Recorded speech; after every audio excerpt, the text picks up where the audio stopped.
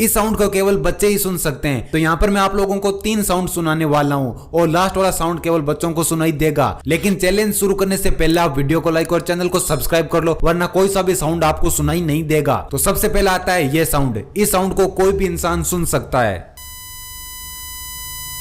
अब आता है ये साउंड। इस साउंड को केवल वही लोग सुन सकते हैं जिनके कान काफी अच्छे से काम करते हो।